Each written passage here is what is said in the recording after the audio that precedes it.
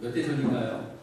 한국의 뉴스에 어떤 차가 가스스테이션에서 주유를 하고 있었는데 갑자기 차에서 불이 붙기 시작하더니 가스스테이션까지 옮겨 붙게 되어서 그만 가스스테이션 다 불타고 사람도 죽고 그런 일이 있었습니다.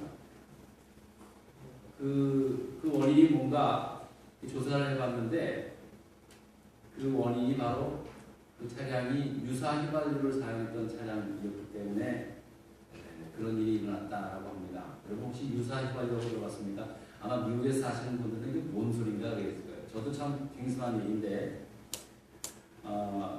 한국에서는 휘발유값이 너무 비싸가지고 한마디로 가짜 휘발유를 만들어서 이제 타고 다니는 차들이 많다고 합니다.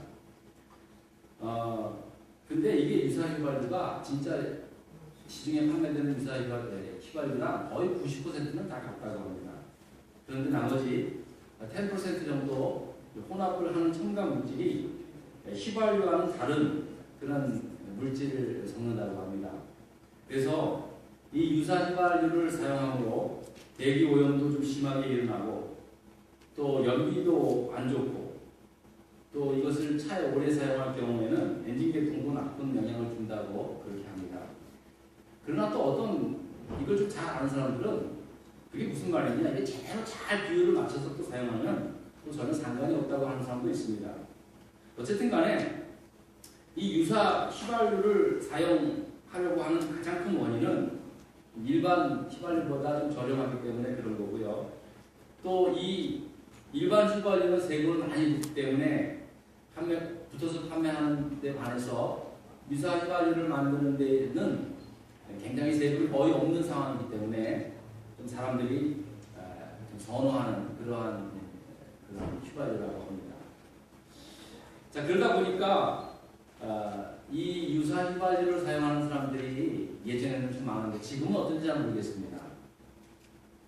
하지만 이 유사 휘발유가 아무리 싸다 하더라도 절대로 사용하지 않는 사람들이 있습니다. 어떤 사람이겠습니까? 그것은 자기 차가 비싸고 아주 좋은 차라고 생각하는 그런 사람들한테는 절대 그 유사 휘발유 사용하지 않습니다. 뻔하니까요, 그죠? 차 망가지는데 왜 내 이 비싼 차한테 무슨 그런 가짜 휘발유를 놓고 타고 다니겠습니까? 반대로 어떤 사람들이 그 유사 휘발유를 사용하겠습니까? 자기 차가 아니거나 아니면 뭐 망가져도 괜찮은 그런 중고차를 타고 다니는 사람한테는 또 괜찮단 말이죠. 그러니까 자기가 타고 다니는 차에 대한 가치 인식을 어떻게 하느냐에 따라서 그 유사 휘발유를 사용하느냐 안 사용하느냐가 결정이 된다는 겁니다. 저는 이 유사 휘발유, 가짜 휘발유 이야기를 잠깐 들으면서 갑자기 문득 떠오르는 생각이 있었는데 오늘날 교회도 어떻게 생각해보면 이 영적인 주유소와 같은 역할을 하는 것 아닙니까?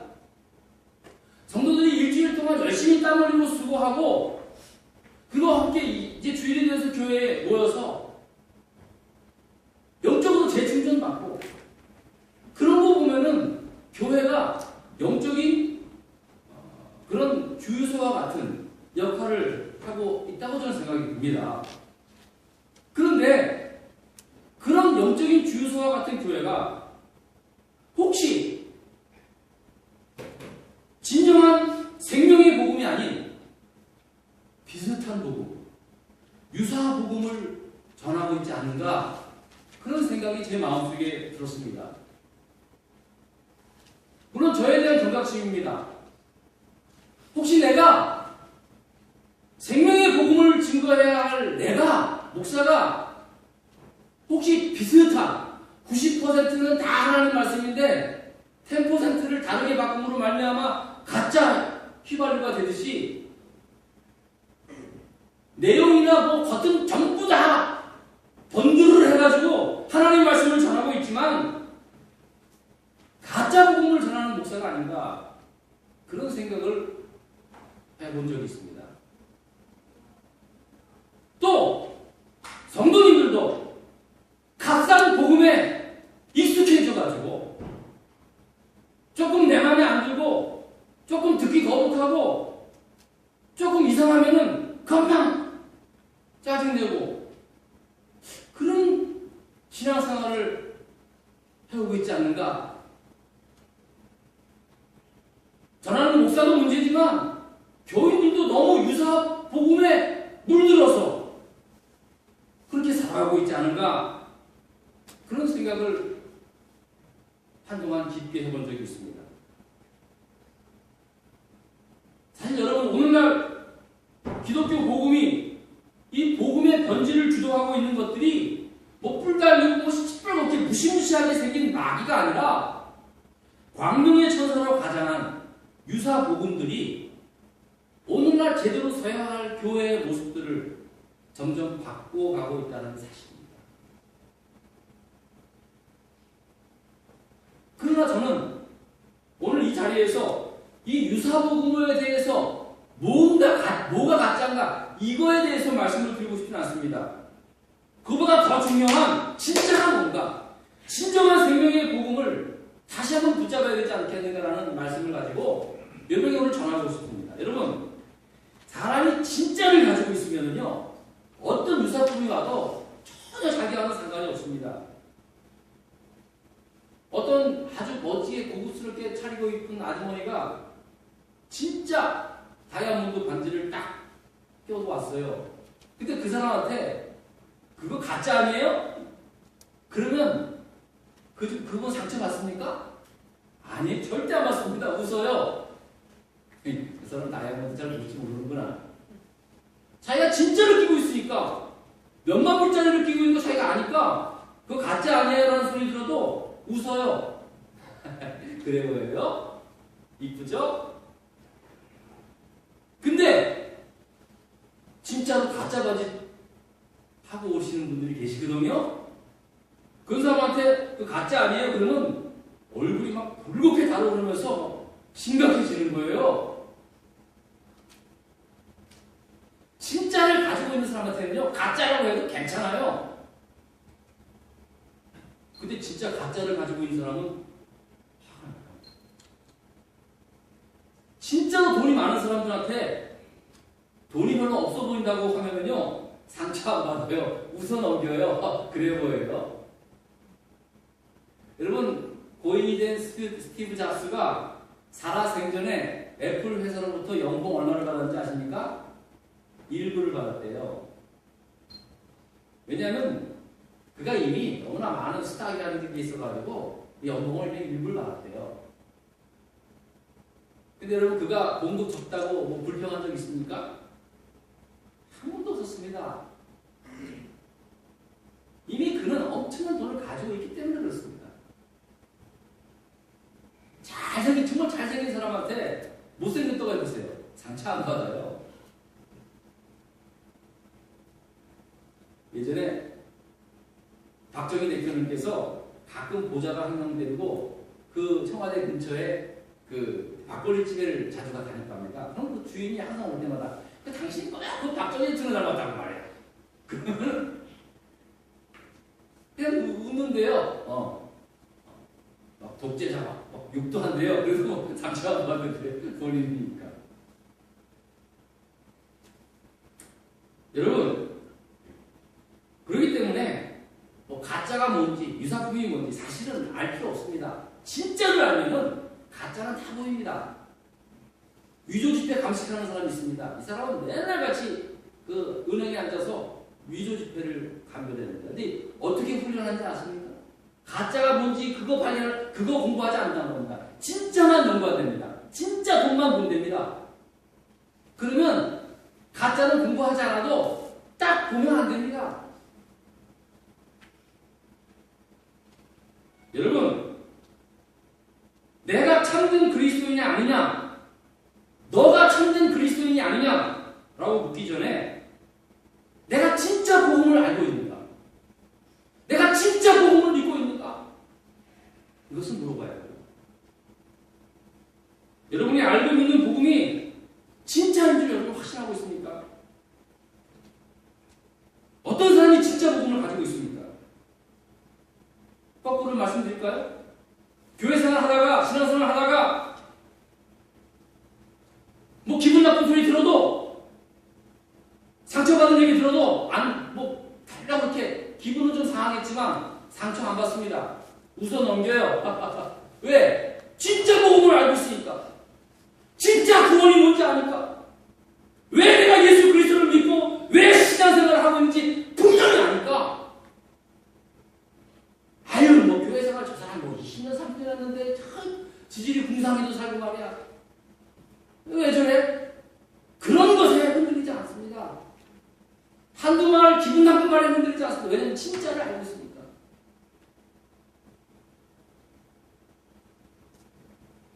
오히려 그렇게 말하는 사람들이 더 불쌍해 듭니다. 이게 진짜를 가지고 있는 사람의 특징입니다. 자, 그렇다면 오늘 창립 20주년을 맞이하는 우리 포괄리스 한 장로회가 이제 다시 앞으로 10년, 20년을 내다보면서 새로운 출발을 각오하면서 오늘 이 시간 들어야 할 하나님의 말씀이 뭡니까? 우리가 붙잡아야 할 하나님의 말씀이 뭡니까? 진짜 복음입니다. 생명의 복음입니다. 물론 복음은 예수 그리스도입니다. 복음은 바로 하나님의 말씀입니다. 그러나 이 하나님의 말씀, 우리가 꽉 붙잡아야 할 말씀, 오늘 이 딱 로마서 3장 23절, 24절의 말씀을 통해서 이 말씀이 우리가 붙잡아야 할 생명의 복음, 진짜 복음이 되어야 할 줄 저는 여러분에게 간곡히 부탁을 드리겠습니다. 오늘 성경 말씀을 보면 모든 사람이 죄를 범하였음에 하나님의 영광에 이르지 못하더니라고 말씀하고 있습니다. 모든 사람이 죄를 범하였음에 하나님의 영광에 이르지 못한다는 사실, 이게 바로 진짜 복음의 말씀입니다. 저나 여러분이나 모든 사람들이 하나님 앞에 죄를 범한 죄인이라는 사실을 선포하고 있습니다. 여러분, 이 세상에 어느 누구가 죄인 되고 싶은 사람이 어디 있습니까? 또 죄인이라고 소리 들으면 듣기도 싫습니다. 간혹가다가 설교하다가 보면은요, 나중에 어떤 분 저 좀 보세요. 왜요? 목사님, 뭐 설교 참 좋은데요, 그 죄인이라는 소리 좀 그만했으면 좋겠어요. 아이, 뭐 듣기 싫대요. 아, 그렇습니까? 아, 죄송합니다. 듣기 싫었으면 죄송합니다. 하지만 성경이 그렇게 말씀하는데 어떻게 해요? 이게 복음이라는데. 그런데 여러분, 하나 묻겠습니다. 그렇다면 우리가 죄인이라고 말씀하는데 말씀대로 죄인이라고 하면 죄값을 받았습니까? 오히려 죄인 되었던 우리였지만 하나님께서 어떻게 하셨다고 말씀합니까? 하나님의 은혜로 값없이 의롭다 하심을 받았다고 말씀하고 있습니다. 우리가 죄로 인해서 하나님의 영광에 이르지 못하는 그러한 사람들이지만 거기로 끝난 것이 아니라 하나님의 은혜로, 뭐 다른 선행이나 다른 조건 때문이 아니라 오직 하나님의 은혜로 참된 자유함을 얻게 된 하나님의 자녀가 되었다는 말씀입니다. 그러니까 성경이 말하는 죄인 되었다는 말은 사실은 하나님의 은혜로 의인 되었다는 이 사실을 말씀하고 있기 위해서 모든 사람이 죄인이라는 말씀을 먼저 선포하고 있다는 사실입니다. 두 번째 생명의 복음은 뭡니까? 그리스도 예수 안에 있는 구속으로 말미암아, 그리스도 예수 안에 있는 구속으로 말미암아, 예수 그리스도의 십자가로 말미암아 우리가 하나님의 자녀, 구원받은 사람이 되었다는 사실입니다. 죄인된 우리를 위해 예수님께서 십자가에 못 박혀 우리의 죄를 대신 지심으로 우리를 죄와 사망에서 대구속 구원해 주셨다는 말씀입니다. 이것이 바로 복음이에요. 기독교 복음이에요.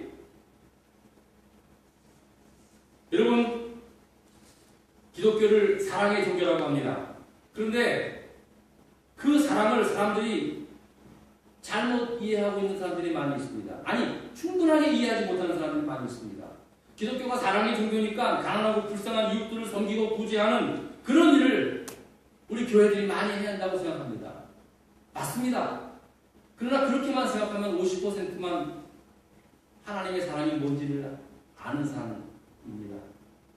기독교 복음이 증거하는 사랑은 바로 먼저 우리가 그 사랑을 우리가 실천하는 데 있어서 먼저 알아야 할 것은 하나님께서 세상을 이처럼 사랑하사 자신을 독생자를 아낌없이 주심으로 저와 여러분 모두를 이 세상에서 구원하신 그 하나님의 사랑, 그것을 먼저 알아야 그 사랑 가지고 내 이웃을 구제하고 사람들을 섬기는 온전한 기독교의 사랑을 실천할 수 있다는 사실입니다.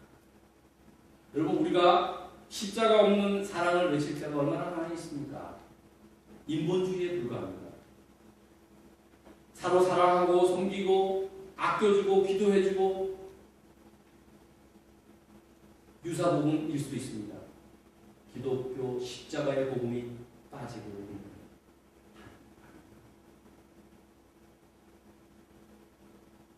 예수 그리스도의 십자가 없이는 그 어떤 사랑도, 그 어떤 선행도, 그 어떤 헌신도 유사 복음이 될 수 있다는 사실입니다. 이 생명의 복음을 아무런 값 없이 주신, 아무런 대가도 필요 없이 하나님 자신 스스로가 우리에게 허락하신 그 하나님의 은혜가 바로 우리 교회가 지켜야 하고 회복해야 할 생명의 복음이라는 말씀입니다. 이제 우리 교회는 20살이 되었습니다. 성인이 된 거나 마찬가지입니다. 하지만 현재 저희 교회를 다니시는 분들은 이미 피부에 와닿을 정도로 교회가 여러 가지로 좀 힘든 상황도 있습니다. 하지만 그것 때문에 교회가 힘들 수는 없습니다.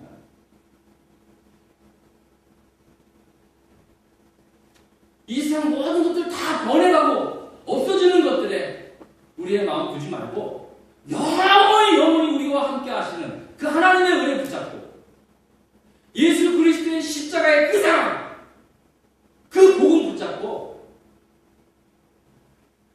우리가 앞으로 우리의 10년, 우리의 20년을 바라보면서 오늘 이 창립 20년 감사 예배를 드리는 저와 여러분 모두가 될 수 있기를 주의 이름으로 축원드리겠습니다. 기도하십시오. 하나님 아버지 감사합니다. 지난 20년 동안 저희 교회를 지켜주신 하나님에 정말 감사합니다. 어떨 때는 참 많은 교인들이 함께 모여서 기쁘게 교회를 섬길 때도 있었지만 어떨 때는 풍전등화 같은 어려운 때도 있었습니다. 그때마다 상한 발대를 꺾지 않으시고 꺼져가는 등불도 끄지 않으시는 하나님의 은혜로 이제 20년을 지켜왔습니다. 하나님, 오늘 이 자리가 지난 20년을 감사하는 자리일 뿐만 아니라 앞으로 우리의 10년, 20년을 시작하는 출발의 자리가 되게 하여 주시옵소서. 그 시작의 자리에서 우리가 진정으로 회복하고 붙잡아야 할 하나님의 이 생명의 말씀, 십자가의 복음, 부활의 복음 붙잡고 주님의 몸된 교회를 온전히 섬길 수 있는 우리 모두가 될 수 있게 하여 주시옵소서. 예수 그리스도 이름으로 기도드렸습니다. 아멘.